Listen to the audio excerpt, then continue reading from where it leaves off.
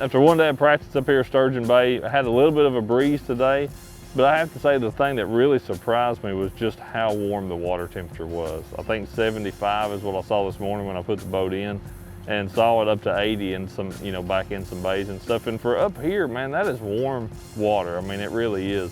This place is so big, and they live here. You just have to find them. The thing about Sturgeon Bay, it's part of Green Bay, which is the size of, you know, it's monstrous. So finding a pattern is one thing, and then finding an area is another thing. I think I did one today, hopefully I can do the other one tomorrow. The first thing I noticed this morning is, I've only fished the Sturgeon Bay area a couple times, maybe a handful of times. The water is way, way up. Like I've never seen it where, you know, some of these fixed docks, the water's up over the top of them around the lake, and I'm like, holy smoke. So there's fish in a foot of water, and there's fish out in 35, 40 feet of water. So it's kind of like they're scattered. It's a big hodgepodge. And I mean, I found a few areas where there's some nice ones, but it's just trying to figure out how to make them bite. Well, I tell you, you know, this right here is going to be an event decisions. A decision is going to make or break most anglers here.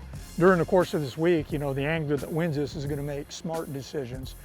We have a week with a weather shift about every day. You know, from the beginning to the end. Championship Wednesday is going to be a booger bear. I've really been trying to focus on the weather. But one thing about Wisconsin, Green Bay, Sturgeon Bay, is they live here, nice ones. And my whole deal is this is a Major League Fishing format, and I feel I have to be able to come up with a technique in an area where I can kind of speed up the process a little bit. For me, it's all about new water. I'm just going to places I've never been. I have everything tied on. You know, I mean, from top water down to drop shotting in 30 feet of water, I got it all tied on. So I'm smallmouths on this waterway will, you know, one bay will be one way, and the next bay, because of the currents, will be another way. So you have to be real open-minded as far as baits.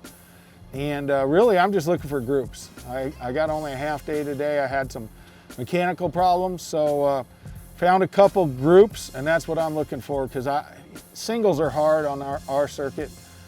You need to have some sort of group to catch multiples to stay with these guys. So I've just been concentrating on looking for groups, and hopefully can find a couple more tomorrow. Honestly, the fishing for me was a little bit difficult. What fish I caught, you know, they kind of surprised me where they were, to be honest. So, you know, I've still not got it figured out by any means. I'm glad we've got another day of practice, and definitely going to be out there running around and try to get something put together. I don't know if we're just here kind of in that weird time where they're not really grouped up yet, but I'm sure some guys have found them. I'm going to keep looking tomorrow. You know, 5-pound smallmouth are pretty special, but I didn't catch a lot of them. And that right there is what has me worried, you know.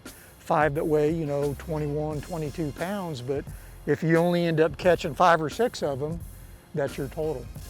So I'm still looking for the mother lode.